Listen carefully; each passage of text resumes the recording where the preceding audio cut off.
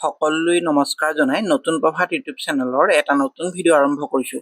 আজিৰ এই ভিডিঅ'ত আমি 2026-27 বৰ্ষৰ বাবে বিদ্যালয়সমূহত TARL অৰ্থাৎ teaching at the right level এই পৰ্যায়ত যিটো মিডলাইন এছেছমেণ্ট অৰ্থাৎ আমি যিটো মিডলাইন এছেছমেণ্ট কৰিছিলোঁ, পূৰ্বতে অহা সেই মিডলাইন এছেছমেণ্টৰ ডাটাসমূহ এতিয়া আপলোড কৰিবলৈ আহিছে। গতিকে এই ডাটাসমূহ কিদৰে আপলোড কৰিব, লগতে এইবাৰৰ যিটো মিডলাইন এছেছমেণ্ট আছে এই এছেছমেণ্টটো সম্পূৰ্ণ কৰাৰ পিছত আপোনালোকে এডিট কৰাৰ অপশ্যনটো আহিছে। গতিকে আহকচোন কিদৰে প্ৰচেছটো কৰে সেই সম্পৰ্কে আমি জানো আৰু মোবাইল স্ক্ৰীনৰ মাজলৈ যাওঁ। TARLৰ এই মিডলাইন এছেছমেণ্টত ক্লিক কৰি দিয়াৰ পিছতেই এইদৰে ক্লাছ 3 বুলি আহিব আৰু ক্লাছ 3 যিমান সংখ্যক ষ্টুডেণ্ট আছে সেই অনুযায়ী অপশ্যনটো দিয়া থাকিব।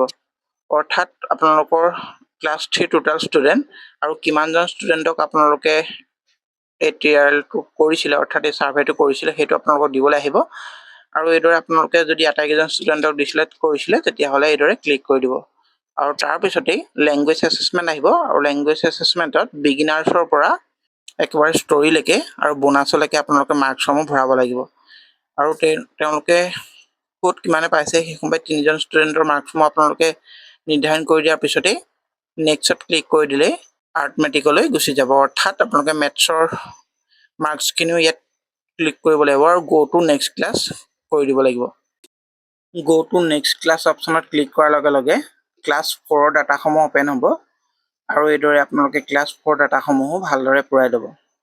ক্লাছ 4 ডাটাসমূহ ফিল আপ কৰাৰ পিছত নেক্সট ক্লাছ কৰি দিলেই ক্লাছ 5ৰ ডাটাখিনি অ'পেন হ'ব আৰু আপোনালোকে ক্লাছ 5ৰ যিমানকেইজন ছাত্ৰ ছাত্ৰী আছে তেওঁলোকৰ লেংগুৱেজ এছেছমেণ্ট আৰু আৰ্থমেটিক এছেছমেণ্টৰ মাৰ্কছসমূহ আপোনালোকে ভৰাই দিব পাৰিব। এইদৰে মাৰ্কছসমূহ ফিল আপ কৰাৰ পিছতেই আপোনালোকৰ সন্মুখত ফিনিছ অপশ্যন আহিব।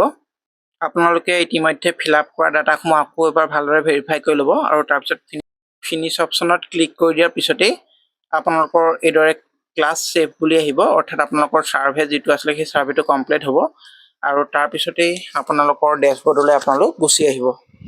এইবাৰৰ এই যিটো TARL আছে এই TARLত এটা নতুন ফিচাৰ দিছে যে আপোনালোকে আগতে যদি কিবা ডাটা ভুলদৰে উপস্থাপন কৰিছিলে বা ভুলদৰে ছাবমিট কৰি দিছিল, এইবাৰ অলপ সময়ৰ পিছত TARLটো অ'পেন কৰিলে আপোনালোকে এইদৰে দেখিব যে মিডলাইন এছেছমেণ্টৰ তলতে ভিউ আৰু এডিট বুলি দুটা অপশ্যন আহিব। অৰ্থাৎ ভিউ অপশ্যনত গৈ আপোনালোকে এইদৰে ক্লিক কৰি আপোনালোকৰ ডাটাসমূহ সম্পূৰ্ণৰূপে চাব পাৰিব, বা আপোনালোকে এডিট অপশ্যনত গৈ পেলাই কিবা ডাটা যদি আপোনালোকৰ ভুল হৈছিল সেই ডাটাসমূহ আপোনালোকে এইদৰে এডিট অপশ্যনত যাব আৰু এডিট অপশ্যনত গৈ আকৌ পুনৰ ক্লাছ 3ৰ পৰা গৈ সম্পূৰ্ণ ডাটাখিনি আপোনালোকে এইদৰে গৈ ছাবমিট কৰি অৰ্থাৎ পুনৰবাৰ শুদ্ধ কৰি দিয়াৰ অপশ্যন এইবাৰ আহিছে। গতিকে আশা কৰোঁ আপোনালোকে প্ৰচেছটো ভালদৰে বুজি পালে। ভিডিঅ'টোৰ পৰা যদি আপোনালোক উপকৃত হয় তেনেহ'লে ভিডিঅ'টো এটা লাইক কৰি দিব। প্ৰথমবাৰৰ বাবে মোৰ চেনেলটো ভিজিট কৰি আছে তেনেহ'লে অনুগ্ৰহ কৰি চেনেলটো লাইক আৰু ছাবস্ক্ৰাইব কৰি দিবলৈ নাপাহৰিব। আজিলৈ ইমানেই, ধন্যবাদ।